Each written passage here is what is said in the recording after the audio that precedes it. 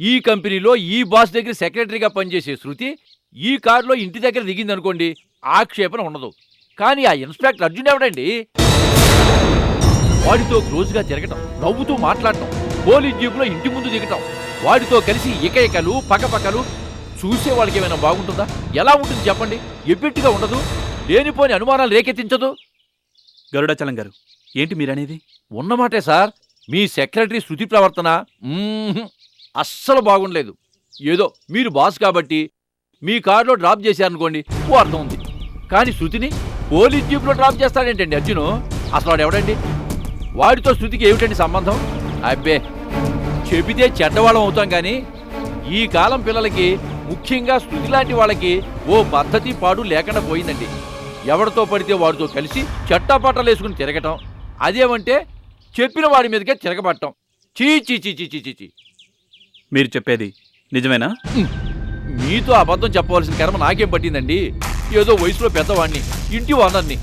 మన ఇంట్లో ఉండే ఆడపిల్ల ఇలా దారి తప్పి బరి తెగించి తిరుగుతుంది అన్న బాధతో చెబుతున్నానే తప్ప ఆ శృతి మీద నాకేమైనా కోపమా, కక్ష? మీరే ఆలోచించండి. ఆహా, ఇలా అంటున్నానని ఏమీ అనుకోకండి. ఆడైనా మగైనా చేసే పనికి ఓ రేంజ్ అంటూ ఉండాలండి. ఎవరి దాకా ఎందుకు, నా మట్టుకు నేను. మీరు శృతిని తమ కారులో డ్రాప్ చేయటం ఎన్నిసార్లు చూడలేదు? ఒక్కసారైనా తప్పుగా అర్థం చేసుకున్నానా? తప్పుగా అనుకున్నానా? ఎందుకంటారు? తమరి రేంజ్ అలాంటిది. మరి ఆ ఇన్స్పెక్టర్ శృతిని తమ జీపులో డ్రాప్ చేస్తే చీప్గా ఎందుకు అనిపించిందంటారు? వాడి రేంజ్ అది. నక్కెక్కడా, నాగలోకం ఎక్కడా? ఏంటో ఈ కాలం ఆడపిల్లలు, తమకి తోచదు, చెబితే వినరు. మా కాలనీలో అందరూ నవ్విపోతున్నారండి. శృతి గురించి ఒకటే గుసగుసలు. కొంతమంది కుర్రోళ్ళు అయితే మరీ చీప్గా మాట్లాడుకుంటున్నారు. దాంతో ఏం చేయాలో తోచక నాలో నేనే తెగ ఫీల్ అయిపోతున్నాను. పోనీ వాళ్ళ అన్నకి చెబుదామంటే వాడో బేవర్సగాడు. పోనీ వాళ్ళ అమ్మకి చెబుదామంటే ఆవిడో సత్యకాలం మనిషి. ఆ పిల్ల తిరుగుల్ని ఆపే దమ్ము ధైర్యం వాళ్ళింట్లో ఎవరికీ లేదండి. అందుకే శృతికి బాస్ కదా, బాస్ అంటే బాధ్యత వహించాడు కదా అని మీ చెవిని వేశాను. సార్, ఈ విషయం మాత్రం శృతికి చెప్పకండి సార్. ఎందుకంటే ఆ పోలీసోడితో ఈ మధ్య చాలా క్లోజ్గా ఉంటుంది కదా. ఏదో కేసులో ఇరికించేసి నన్ను బొక్కలో తోయించేయగలదు. వస్తాను సార్. నమస్తే సార్.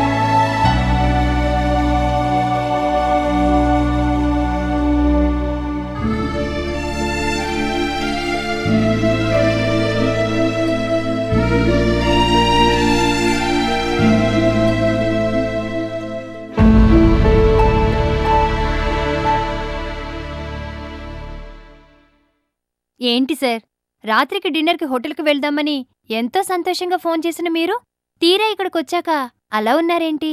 శృతి, నిన్నో ప్రశ్న అడుగుతాను, సూటిగా సమాధానం చెప్తావా? ఏంటి సార్ మీరు, ఒకటేంటి ఎన్ని ప్రశ్నలైనా అడగండి, సూటిగానే కాదు ఓపిగ్గా కూడా జవాబు చెప్తాను. అర్జున్ నీకెలా తెలుసు? ఎందుకు సార్? ప్రశ్నకు ప్రశ్న కాదు, జవాబు కావాలి. సార్ చెప్పు, ఇన్స్పెక్టర్ అర్జున్ నీకెలా తెలుసు? మీ ఇద్దరికి ఎలా పరిచయం? పరిచయం అంటే పెద్ద పరిచయం ఏమీ లేదు సార్. ఓ రోజు రాత్రి మనిద్దరం కారులో వస్తుంటే దారిలో చెకింగ్ చేశాడే, అప్పుడే ఫస్ట్ టైం చూశాను. ఆ తర్వాత మా దాసుగాడు ఓ చీటింగ్ కేసులో అరెస్ట్ అయితే పోలీస్ స్టేషన్కి వెళ్ళినప్పుడు రెండోసారి చూశాను.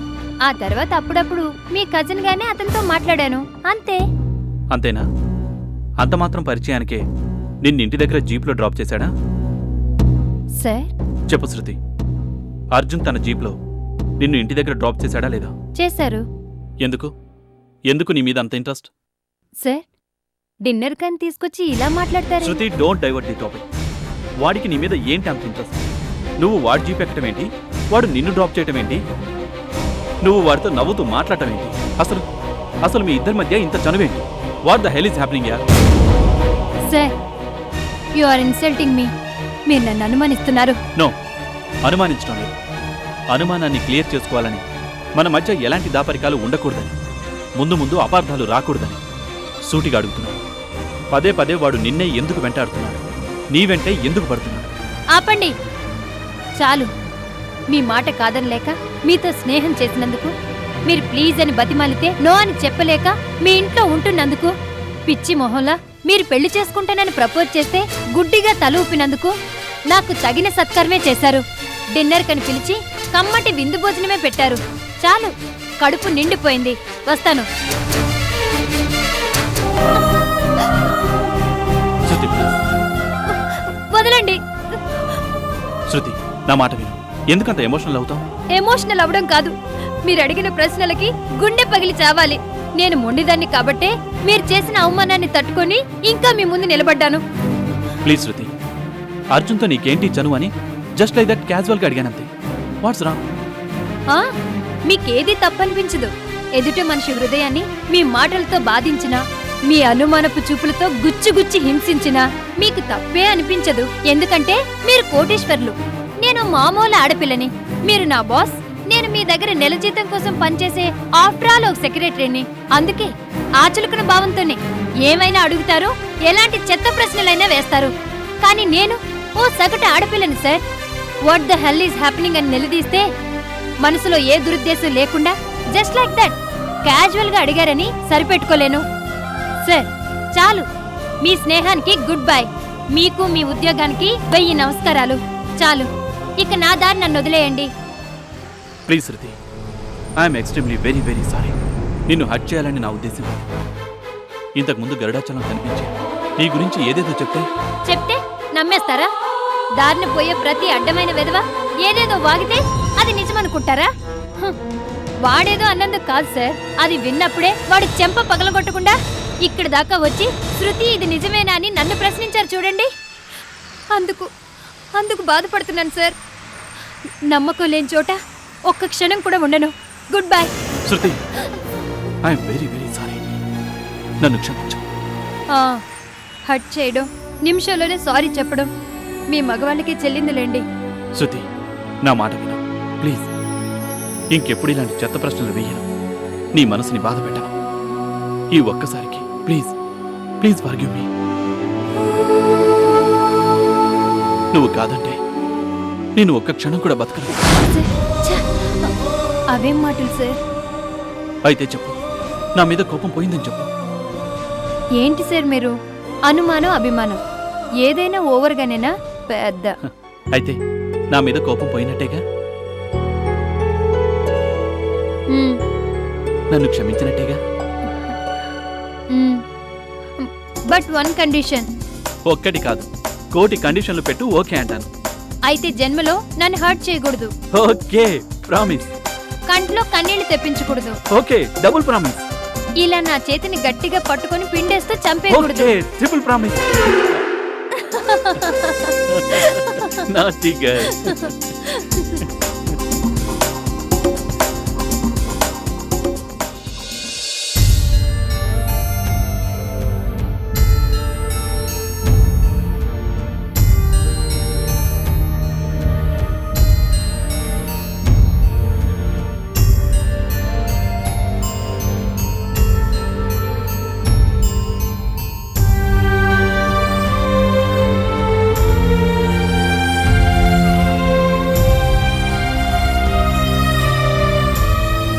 వడ్డించమంటారా?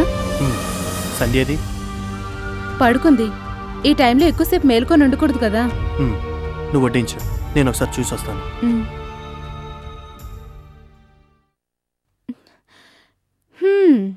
ఆవిడ గారిని కళ్ళారా చూడకపోతే గొంతులోకి మొద్ద తెగదు కాబోలు.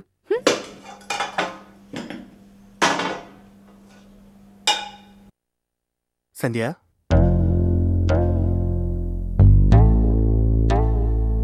డిస్టర్బ్ చేశానా? లేదు, ఇప్పుడే పడుకున్నాను. భోంచేద్దాం పద. నాకు ఆకలిగా లేదండి. మీరు వెళ్ళి భోంచేయండి. అలా అని ఖాళీ కడుపుతో పడుకుంటే జూనియర్ గారికి ఆకలి అవుతుంది. పద భోంచేద్దాం. పదా.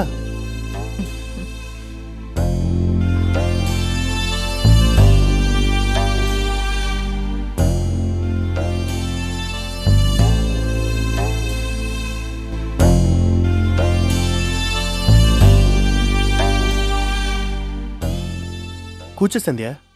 కావేరి, సంధ్య కూడా వడ్డించు. రాత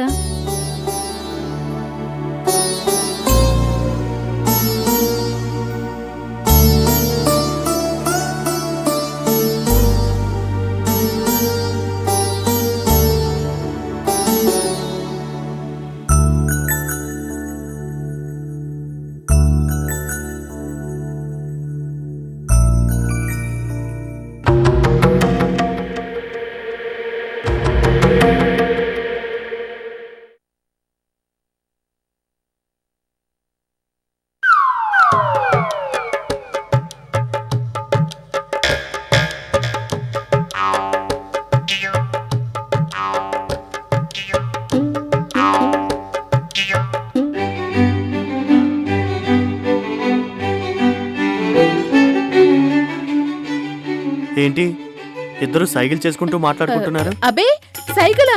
సైకిలేంటి? ఈగలు, మాయిదారీగలు ఇంటినంత శుభ్రంగా ఉంచుతున్నా పోనే పోవడం లేదు. కొంతమంది బుద్ధిల్లాగే ఈగలు విసిరి కొట్టినా దూరంగా పోనే పోవు. ఏం చేస్తాం? మధ్యాహ్నం లంచ్ కూడా రాలేదు. బిజీనా? కొంచెం బిజీనే. మధ్యాహ్నం లంచ్ హోటల్లో చేశాను. ఒక్కరే వెళ్ళారా? ఓ ఫ్రెండ్తో కలిసి వెళ్ళాను. పల్లవితోనేనా?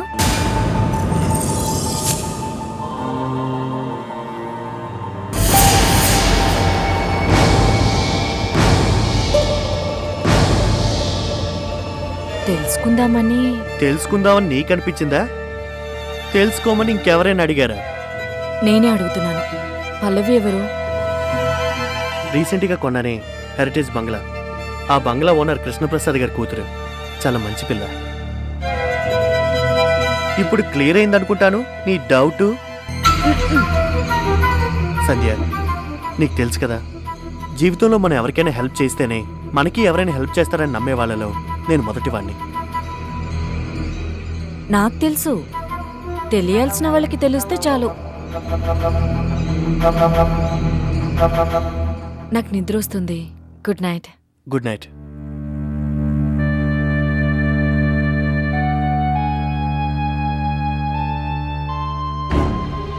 నీ అనుమానం బుద్ధి ఈ జన్మలో మారదనమాట.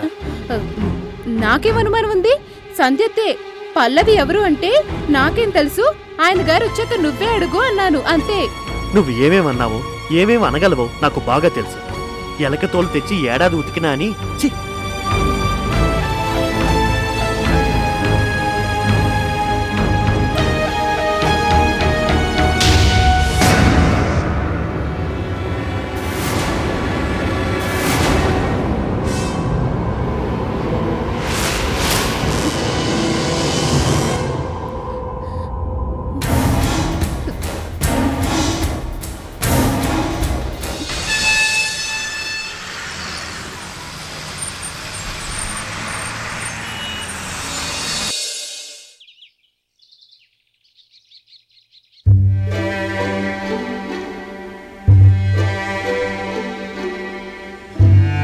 బావగారు, ఈసారి ఐపీఎల్ క్రికెట్ మ్యాచ్లో ఫైనల్గా కప్పుని ఏ టీం కొట్టేస్తుందంటారు?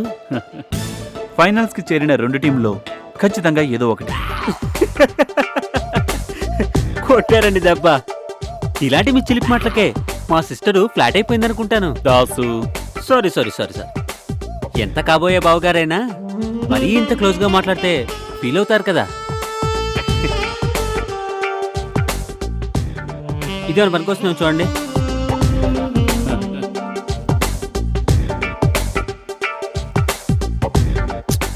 కాస్త పనికొచ్చే ముక్కేయండి బావగారు. ఏ ముక్క కావాలో చెప్పు, వేస్తాను. జోకులే జోకులు బావగారికి. మంచి సెన్స్ ఆఫ్ హ్యూమర్ ఉంది. బావగారు, మనలో మనమాట ఇప్పటిదాకా మీరు ఎన్ని కోట్లు సంపాదించుంటారు? 10. అమ్మో, 10 కోట్లే? బీరువాలో ఉన్నాయి. ఏంటి 10 కోట్లు ఇంట్లో పెట్టుకున్నారా? ఉమ్, ఇంట్లో పెట్టుకోవడానికి భయం ఎందుకు? బట్టల బీరువాలో హ్యాంగర్స్ పెట్టుకోవచ్చుగా. ఆ? అబ్బా మళ్ళీ కొట్టారండి దెబ్బ. బావగారు అసలు మీలో ఈ స్పాంటినిటీ చూసే మా సిస్టరు. అన్నయ్య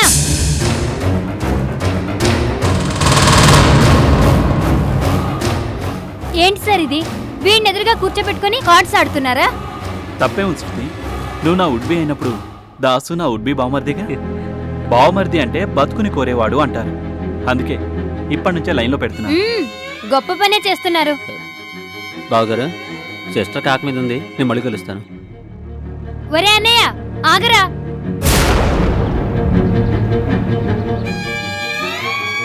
ఏరా ఇక్కడికి ఎందుకు వచ్చా? బావగారి దగ్గర 10 కోట్లు ఉన్నాయంట. ఓ కోటు పట్టుకుపోదామని. ఏ తమాషాగా ఉందా? నిజం చెప్పు. నిజం చెప్పాలంటే బెల్లం ఉన్న చోటకే ఈగలు ముసురుతాయి, బెండయ్యేవాడి దగ్గరికే ఈ దాసు వాలిపోతాడు. అంటే ఆయన దగ్గర కూడా డబ్బు నొక్కేసావా? సిస్టర్, నొక్కేయడానికి డబ్బుంటే చాలు. ఆయనైతే ఏంటి, ఈయనైతే ఏంటి, ఇంకే ఆయనైతే ఏంటి. ఎంత నొక్కేశావు? చిచి, ఆడదాని వయసు గురించి, అడుక్కున్న డబ్బు గురించి నో మోర్ క్వశ్చన్స్ ప్లీజ్. వస్తా.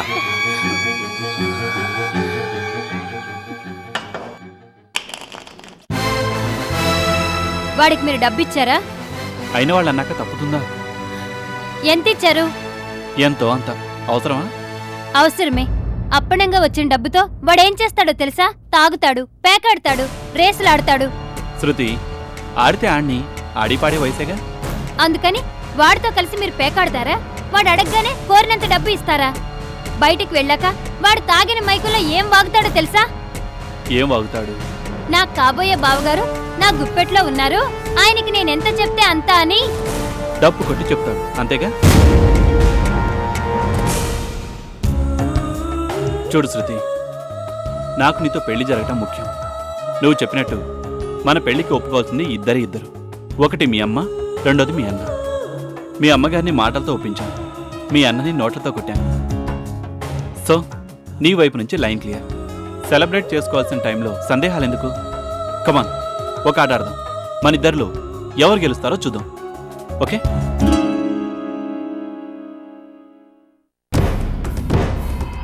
ఆటను మీరు మొదలు పెట్టారు, క్లోజింగ్ టచ్ నేనిస్తాను.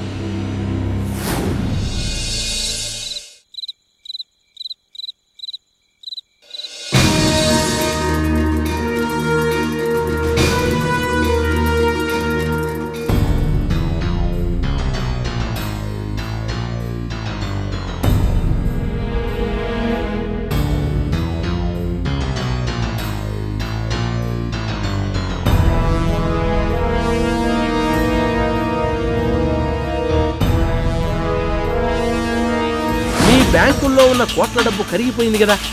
ఉన్న రిజర్వ్ ఫండ్స్ అన్నిటినీ ఊడ్చిపెట్టి దుబాయ్లో 100 అంతస్తుల కాంప్లెక్స్ కట్టిస్తున్నారు కదా. ఒకవేళ ఆక్షన్లో గెలిచినా ఆ ఫ్యాక్టరీని కొనడానికి ఏ ఫండ్స్ ఊహు కదండి.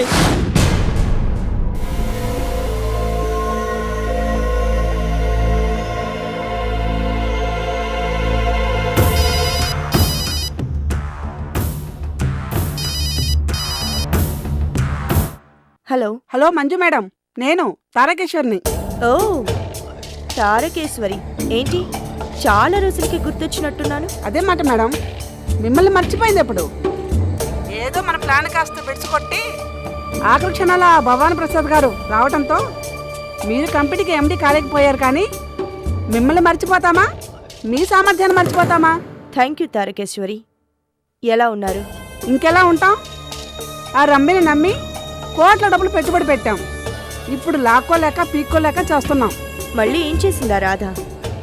బిడ్డ కోసం అలమటిస్తూ ఇన్నాళ్ళు సైలెంట్గానే ఉంది కదా. ఉంది, కానీ ఇప్పుడు కోర్టులో గెలిచిందిగా. సైలెంట్ కాస్త వైలెంట్ అయింది. అంటే ఏముంది, ఆవిడ గారు కరుణామూర్తి కదా. ఊరు బయట అదేదో మూతపడిన ఫ్యాక్టరీ అమ్మకానికి వచ్చింది కదా. పడితే ఏంటి, ఆ కార్మికులు రోడ్డు మీద పడకుండా ఉండడానికి ఈవిడ గారు నడుం కట్టిందట. ఎలాగైనా ఆ ఫ్యాక్టరీని ఆక్షన్లో దక్కించుకోవాలని పోటీ పడాలనుకుంటుంది. No! ఎట్టి పరిస్థితుల్లోనూ ఆ ఫ్యాక్టరీ రాధకి దక్కకూడదు. దక్కనివ్వను. ఇదే ఈ మాట వినాలనే ఫోన్ చేశాను. ఇప్పటికే ఆ రాధని ఓ మదర్ తెరిసే లెవెల్లో పొగిడేస్తున్నారు. ఇప్పుడు ఈ ఫ్యాక్టరీని కూడా సొంతం చేసుకొని ఆ కార్మికుల్ని రోడ్డు మీద పడకుండా కాపాడదనుకోండి, ఇక దానికి అడ్డు ఆప ఉండదు. Don't worry Tarakeshwari. ఈ మంజు బతికుండగా ఆ రాధ గెలవలేదు, ఆ ఫ్యాక్టరీని తన సొంతం చేసుకోలేదు, చేసుకోనివ్వను.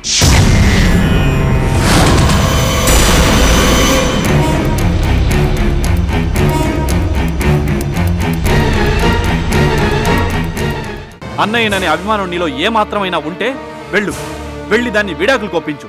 కర్మకాలి మీ శృతికి పెళ్లి కాకముందే కడుపు వచ్చిందే అనుకో, గుట్టు చప్పుడు కాకుండా ఏ లేడీ డాక్టర్ దగ్గరకో తీసుకెళ్లి ఆ పాపాన్ని కాస్త కడిగేయించి మళ్ళీ తెల్ల చీర కట్టించి బారెడు మల్లెపూలు పెట్టించి మా మావి మీదకి ఉసుకలు పండి